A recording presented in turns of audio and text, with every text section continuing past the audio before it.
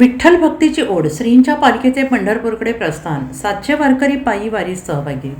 पंढरपूर येथील आषाढी एकादशी यात्रा महोत्सवात दरवर्षी शेगाव येथील श्री संत गजानन महाराजांची पालखी सहभागी होते. परंपरेनुसार यंदाही श्री संत गजानन महाराज संस्थांच्या वतीनं श्रींची पालखी पंढरपूरकडे प्रस्थान झाली.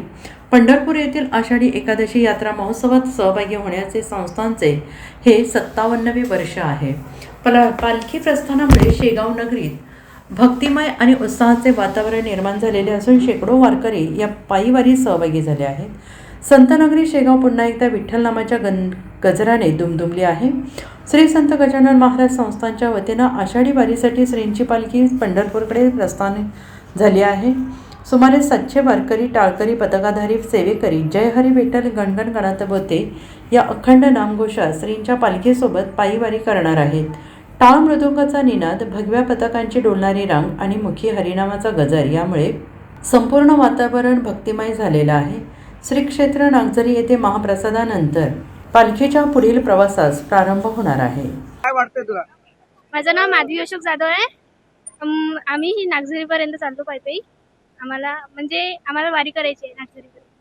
कसं वाटतं संपूर्ण 700 वारकरी पायी चालले? तुला काय वाटतं, पाहून काही प्रेरणा मिळते का? हो, मनाला शांतता भेटते दर्शन करायचं नागझरीचं. माऊलीची पालखी जी आहे ती मार्गस्थ झाली आहे. खूप छान वाटतंय. आज आमचा योगायोग झालाय. आम्ही नातीच्या वाढदिवसानिमित्त गजानन महाराजांच्या दर्शनाला आलो होतो. आम्हाला पालखीचं दर्शन झालं, वाटी लावायला मिळाली पालखी. खूप सुंदर वाटतंय, खूप छान वाटतंय. आता पालखी पुढचे 2 महिने प्रवास करणार आहे. गजानन महाराजांचे सगळे वारकरी शांततेत जात आहेत. काय संपूर्ण भावना आहे यांच्या सगळ्या वारीबद्दल?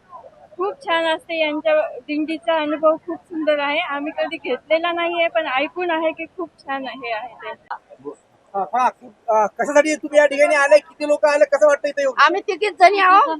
खूप चांगलं वाटत आहे. मी 18 वर्षापासून येत आहे. माझे गुरु माऊली आहे गजानन बाबा. मला खूप चांगलं वाटतंय. काय भावना आहे?